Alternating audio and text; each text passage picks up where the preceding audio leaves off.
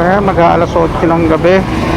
Kaya nandito tayo mga kawander sa may kahabaan ng Abad Santos and Recto Avenue. Papasok tayo ng Divisoria. Matataanan natin ng Tutuban, Pure Gold, Dragon 8. Hanggang dun sa dulo, ikot tayo. Check natin ang sitwasyon ngayon. Dragon 8, ano meron? Saan tayo magpadaan? Ay, grabe. Yun lang. So ito mga kawander, nandito tayo sa may kahabaan ng Recto Avenue papuntang Isitan. Ayan, patawid tayo ng Avenida. Ikot lang tayo ng Divisoria. Tingnan natin sitwasyon ngayon. Yan mga kawander, ngayong araw nga nandito tayo ngayon sa may kahabaan ng Recto Avenue. Pupunta tayo ng Divisoria. Mag-tour tayo ng Divisoria. Namimiss ko na yung ganitong content eh. Ayan, dala nga pa na natin si ating Tuti na DU3 mula kay Kenworks, kay Master Kenny. Ikot lang tayo, samahan nyo ako. Tingnan natin kung ano yung sitwasyon ngayon dun, para makapag-konting update lang tayo. Dahil papasok na naman si Yorme ngayon, no? Check natin ang sitwasyon dun.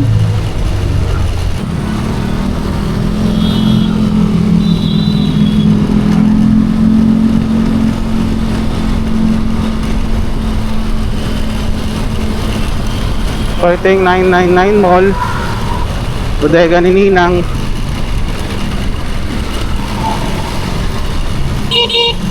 Pero mas lumuwag-luwag na siya ngayon.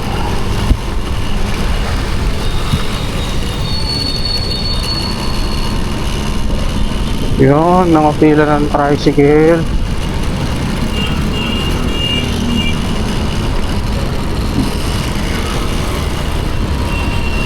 Tutuban Mall.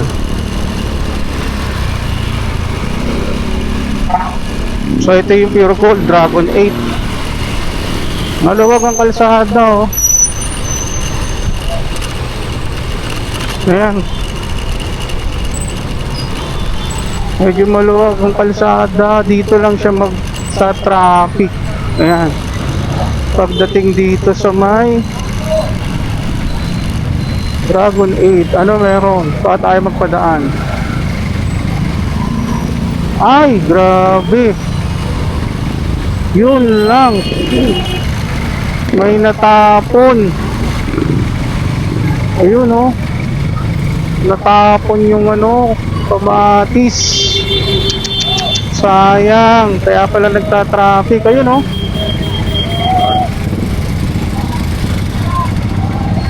Grabe, mga overloading kasi minsan yung mga ano rito, yung mga humahakot eh. Kaya pag di mo natalian ng maayos, yung sidecar mo na panghakot, ganyan ang mangyayari. Aray ko! Ayan, post na ng traffic yan. Ganda na sana ng daan.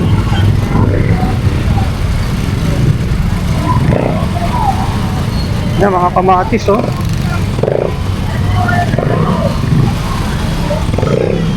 Yun, oh.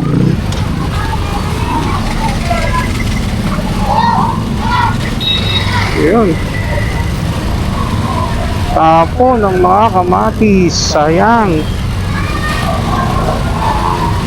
Kaya traffic. Pero kung hindi na natapon yung kamatis doon, hindi naman magta-traffic doon.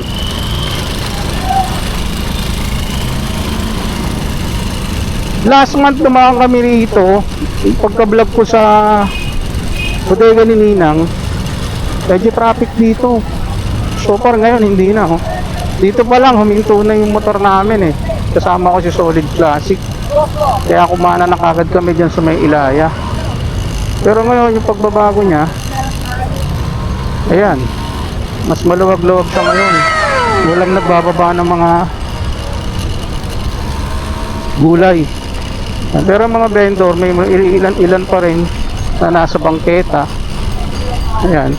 Pero itong mga nandito, talagang nasa pwesto sila. Pero so far ngayon mas maganda na. Kasi dati lumiko pa kami dyan eh. Oh. Yan na kami kumanan sa Ilahe dahil di kaya talaga umandar dito.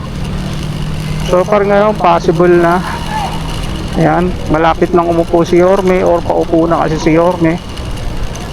Ayan. Ito talaga ang epekto ni Yorme. Bilib na ako.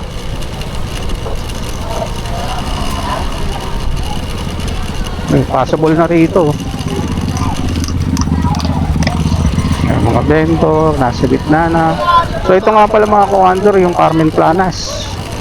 Yung pinupuntahan natin ng mga burautan. Ayan siya paggabi. Mga gulay na. Bukas yan, Linggo, Sabado, punong-puno na naman ang panindahan, mga nakalatag. And then, burautan, Carmen Planas. So ayan, ikutin natin hanggang dulo para makita niyo yung sitwasyon sa Divisoria. So shoutout nga po pala sa lahat ng ating mga OFW, sa lahat po ng sumusubaybay kay Urban Wonder. Shoutout po sa inyo. Mag 1 million na po tayo, parang kailan lang, no? So far dito wala nang dumadaang mga jeep. Yan, puro gulay na. So ikutin natin yung kabila, tingnan naman natin yung sitwasyon doon. Pagpangano, last month lang, pagka-vlog namin kay Bodega ni Ninang, dyan sa may 999 Mall, halos di na kami makadaan dito. Pero ngayon, so parating na si Yorme, ayan, ang linis na. At maluwag ka nang makakadaan.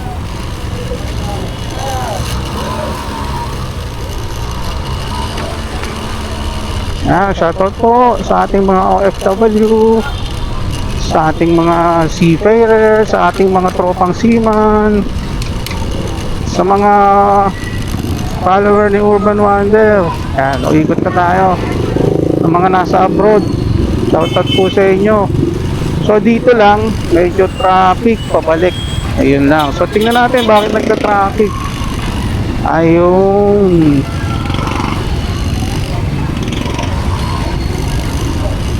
Tricycle, isa sa mga causes, mga nakapila.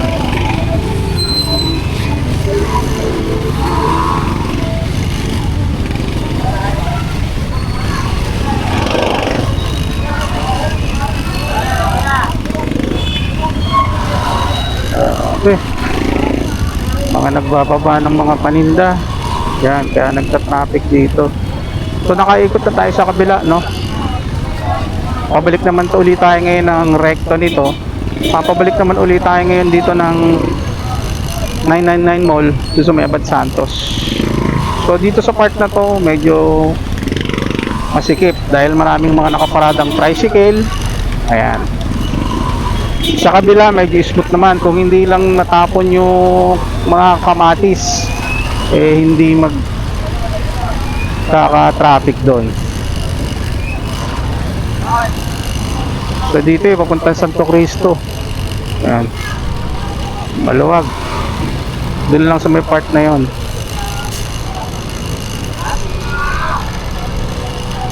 Ayan, ikot na tayo sa kabila.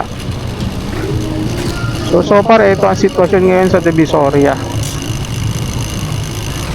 Alas 8:30 ng gabi. Ayan, may mga nagbababa pa rin ng mga gulay dito.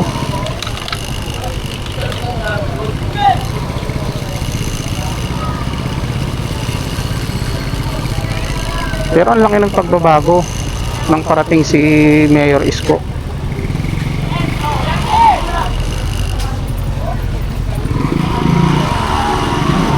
Nung nakaraan talaga hindi halos kami makadaan dito. Talagang grabe. Puro sasakyan.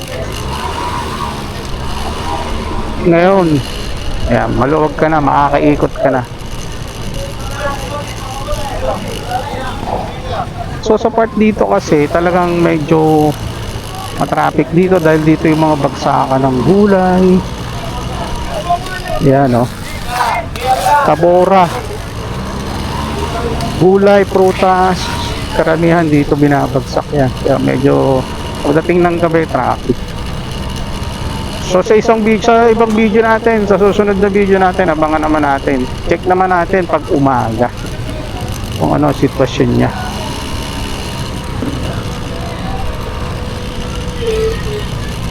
Yan lang kagandahan dito na gustuhan ko mga ka-wonder sa scooter natin na to.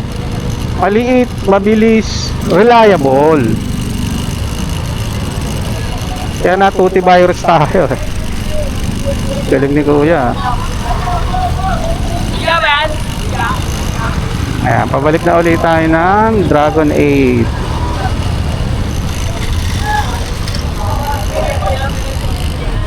So dito medyo konting traffic dahil dito na nagkakaanuhan yung mga jeep.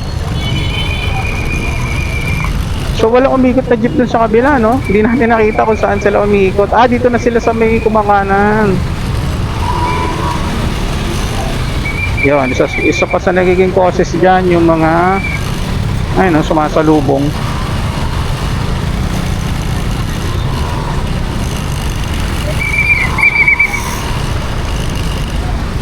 Yun lang. May mga nakaparada. Pero ngayon okay na. Pero yun pa rin si ate. Ayun pa rin yung mga kamatis, oh.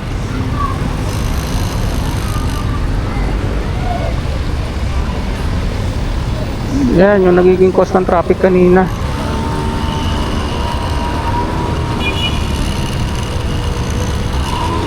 Yan, maluwag na ngayon.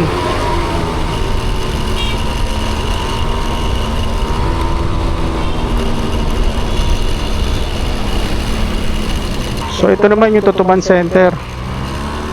Dito part na to maluwag.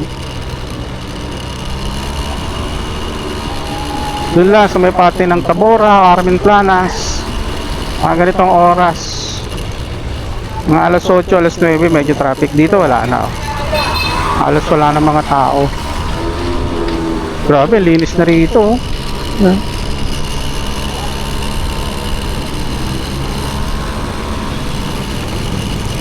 Ito yung 999 Mall, mga ka-wonder.